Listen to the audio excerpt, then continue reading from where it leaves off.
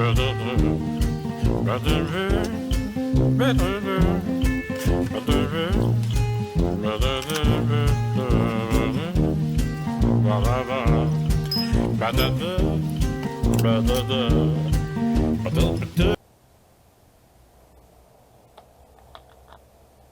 had some people ask me about, or a couple of people, not about how these root ball things work, like this here, you know, to do an air layering on a plant or a bush or a shrub. And I've had reasonable, well, I won't say reasonable, so far I've had about 40, maybe 40% of the time it worked. And I'm fixing to do one here. And I'm going to go through it all and show you how I do it. I used to do it the old way where you wrap it in plastic with some medium in there. But I'm trying these now, and so far I've got an azalea rooted over there. I have a camellia rooted over there, and I have something else, and I can't think of what it was. But it looked good for a while, and then it died. So that's 2 out of 3 that worked. So I'll show you how I do this. And let me see if I can get this camera situated.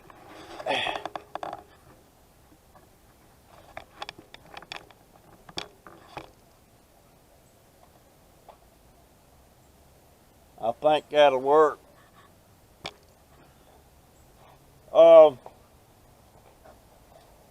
The first thing, this is forest moss. It's not sphagnum moss. It's cheaper than the sphagnum, but it works just as well. And this is a medium-sized root ball because this limb is kind of big. And you need a good sharp knife, razor knife. And I used to didn't sterilize my stuff before I started this stuff. But now I just want to get everything I sterilized the blade. And bear in mind now, folks, I'm not telling you I'm an expert. I'm just telling you what works for me. And also, I'm using aloe as a rooting hormone on this.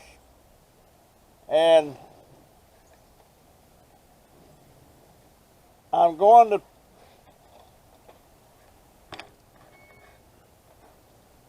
to do it right here. So the first thing, you have to go around this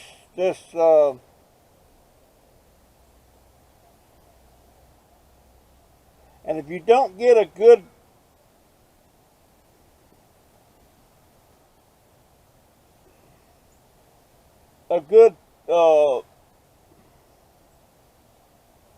wound around this thing, you have to get this bark off. And I forget the name of the layer it calls that under there. I need to put my glasses on.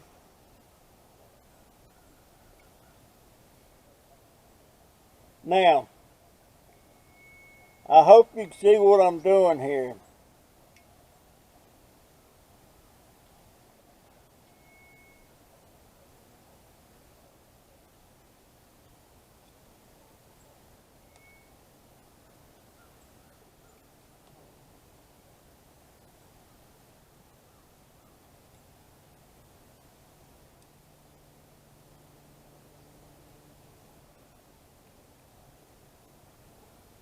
And I don't have such good use of my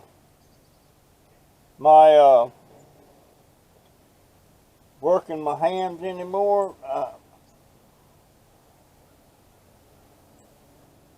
What do they call it? My dex.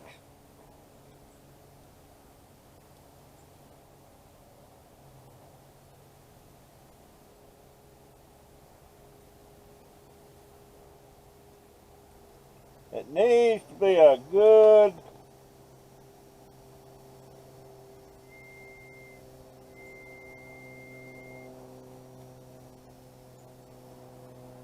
Alright, I've got that done all the way around.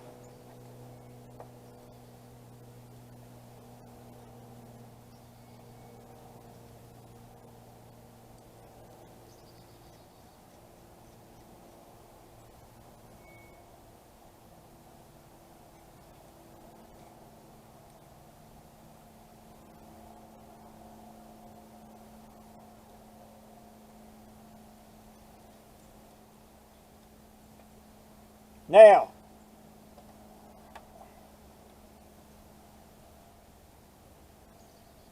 let me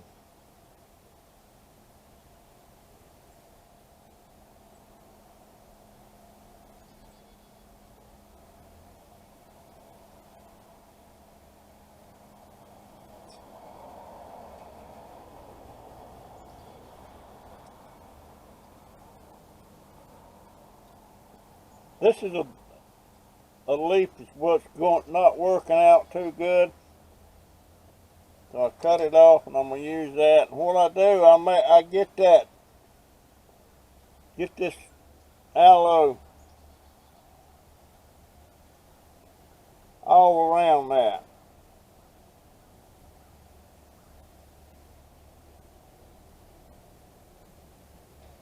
Now, here's the thing. This thing has a top and the bottom. This is the top. This is the bottom, the smaller hole at the bottom here. It's got these little tongues there to keep it from slipping down.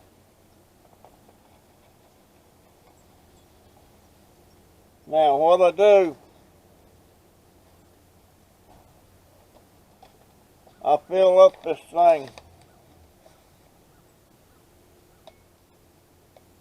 with moss.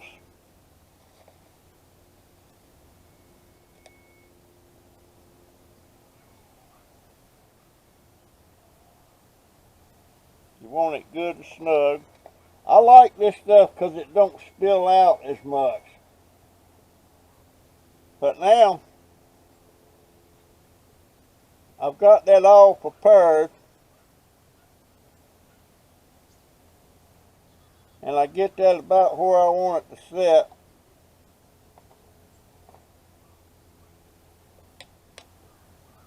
And click that shut.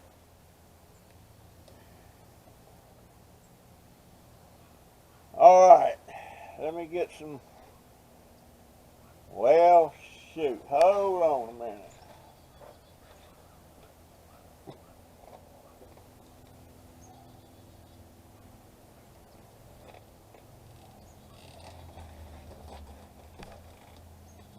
I got to pour some water in this thing.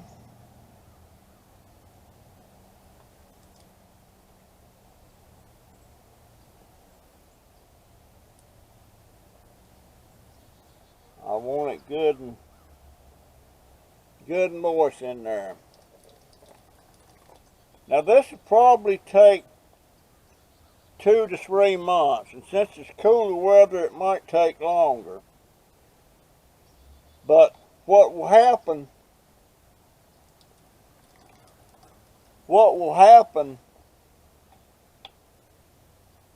this thing will start sprouting roots where I made them cuts.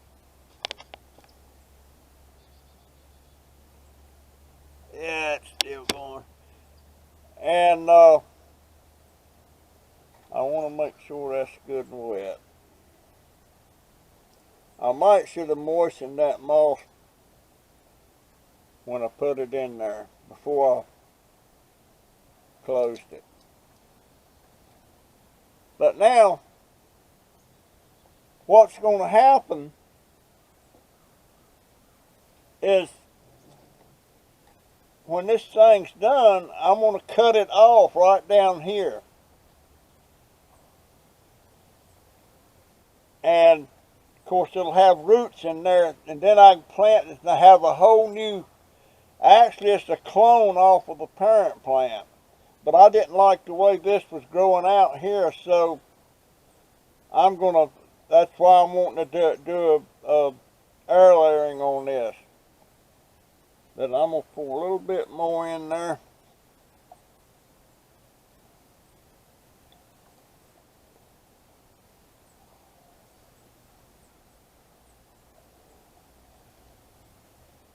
But that's what happens. And folks, the ideal thing about air layering like this, I mean, I could take cuttings off of this and root them that way, and you wound up with a little plant. But with this, when you grow roots on this thing like this, you've got a whole new little shrub already well established. And it's just like the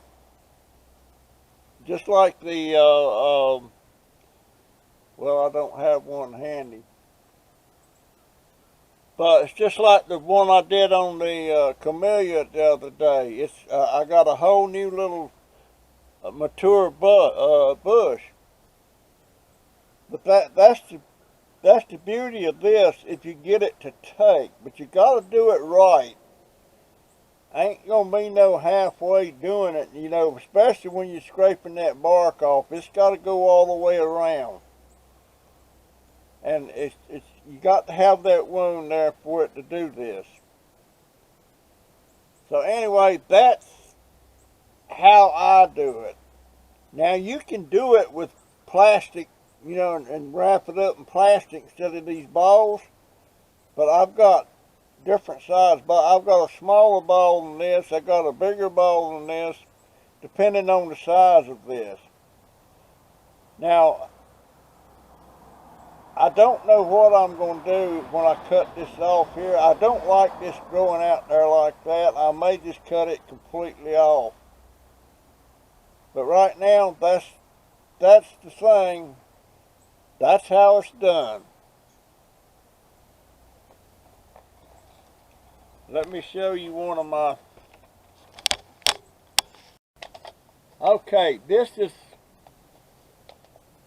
a camellia, and this was a limb off of the camellia bush over there, and I put a root ball on it just like I did on this, by the way, this is a Loropetalum. But this is what, instead of just a little bitty limb, little bitty stem you got little roots on, you got a whole mature bush here, and it's branched out, and you're way ahead of the game when you do it this way. And I love this. I was so happy when this happened. But that's the way it is, folks, and it just and see, this has even got 2 flowers on it that's going to be blooming here pretty soon. And I did the same thing with azalea over there. I've got an azalea started that way. And I'm fixing to go down the street. The man gave me permission. I'm going to do two root balls air layering on this Japanese plum tree. There's 2 nice places there to do it. Easy to get to and everything. He gave me permission to do it. So I'm gonna do that, and hopefully I can get it to work. Of course, when it's cooler weather, it takes a little bit longer for them to grow roots in there. When it's warm, not so long. I think it took me about 2 months to do this. I'd say about 2 months. Took me about 3 months to do that azalea. And I would like to try to do a crepe myrtle, but I don't know I don't know that I can do that. But I'm gonna try it. My neighbor over here, she's got some nice crepe myrtles there, and I'm gonna see if she'll let me root ball one of those, just to see if I can do it. Uh, Her name's Tracy. She's the lady that used to bring me a lot of plants over here and everything. But anyway,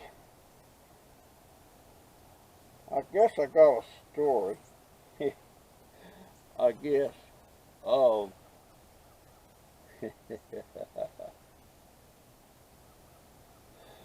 yeah.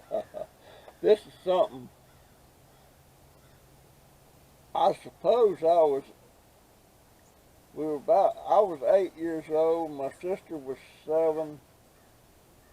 My baby brother George was about 5. Let's see, because he was born. Let's see, George was born in '44. My sister was born in '42, and I was born in '41. So that meant he was about 5. And there was a couple more of us kids that there was this big old ditch. This is when we lived in Bar Creek. We lived in a big, huge ditch not too far from the house, and it kind of went down like, in a V shape, and we used to play in that thing all the time. And we decided, like I said, there was 3 of us and about 2 or 3. It was about 6 of us.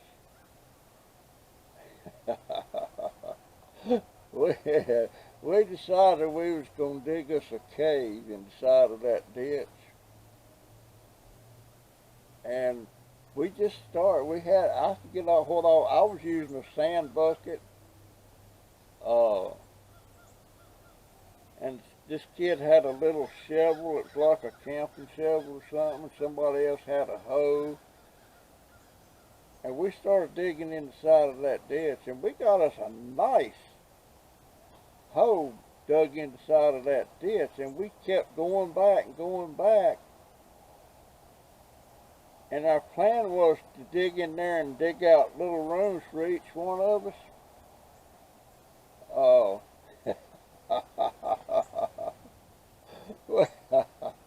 we yeah.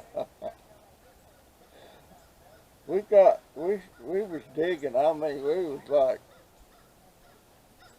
just going at it. And we got done that day, and we was proud of what we'd done.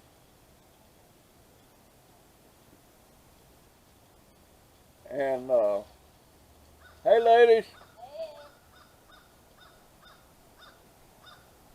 we was very proud of what we did.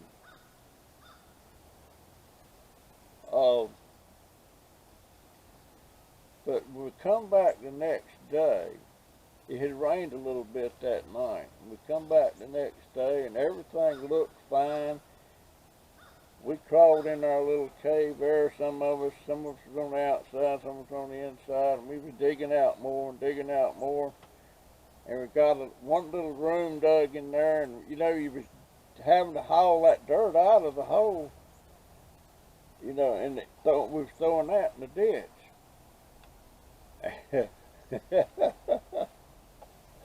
And there was I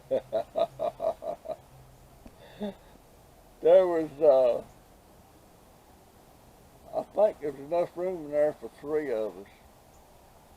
I know George went in there. He was the smallest one. He went in there. I was in there. And was it Betty Gay or Hadley? I think it was Betty Gay was in there.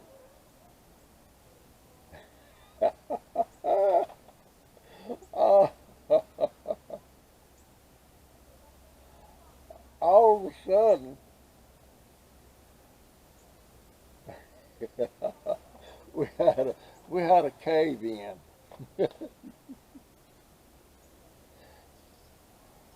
And I mean, Me and then George, Betty, we were we couldn't get out. It was all sticking out was our heads, you know, in a little bit of space. We started squalling and hollering. And Carolyn run and got Mama. We thought we was going to die in there. Carolyn run and got Mama. And poor little old George, he was crying. And they come over, Mama and Hadley Ovens, Mama, Miss Ovens. They come over and they started digging us out. And Mama, I saw Mama disappear. What it is, she slid down the bank into the ditch.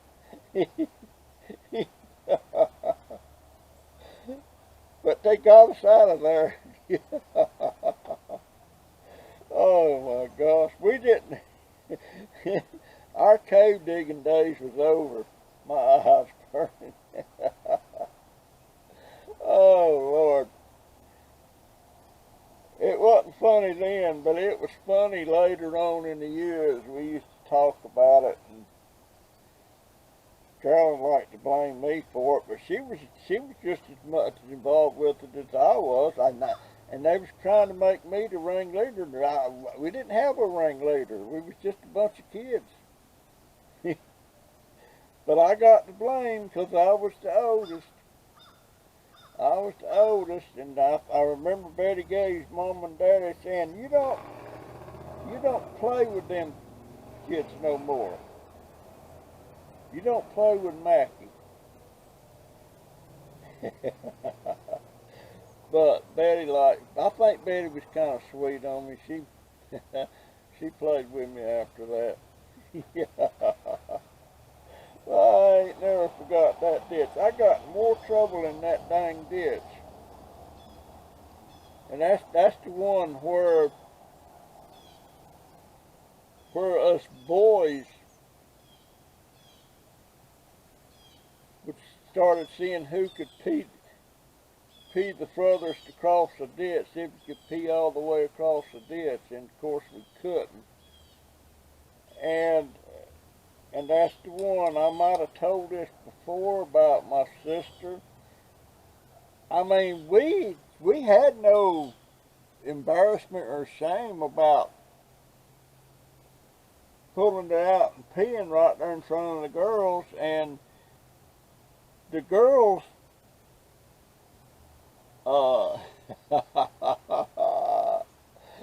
they had a way of I don't know how they done it, because it didn't have nothing there to aim that I knew.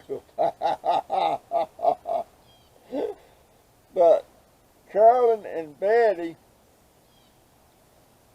and I think Sheila Watson was in on that one too. Those girls, they started seeing if they could pee across the ditch. Man, I wish I had well, if I had a picture of that, I guess that would be considered child porn. I don't know. Oh my gosh. But yeah, we peed across that ditch. Oh Lord. The crazy stuff we did. And I don't know. Now, you wouldn't do that now in front of the ladies, and the ladies sure wouldn't do it. But back then, it wasn't nothing, bad about it. To us, it wasn't. But yeah, we didn't dig no more caves. Yeah, that did. Oh my gosh. And one one time we was wading in the ditch, and there was a big old mud pile there, and I stepped in that mud pile, and it sank up above the top of my shoe, and I was trying to pull my foot out, and I pulled my foot out, and that's what I pulled out, my foot. My shoe was still in the mud. Had to dig that thing out. Oh boy. And there were some bad dudes in that ditch, you know, snapping turtles and these big old, I call them wolf rats. But, but we played in that ditch a lot. And anytime my aunts and uncles come over and brought their kids, first thing they want to do was go with us out there and play in that ditch. Oh yeah, we was. Our heads were sticking out of that dirt, and when your arms is cut, it's hard to move. Okay, guys, that's my story. I'm sticking to it, and it was funny as crap. And I'll see you in the next one. See ya.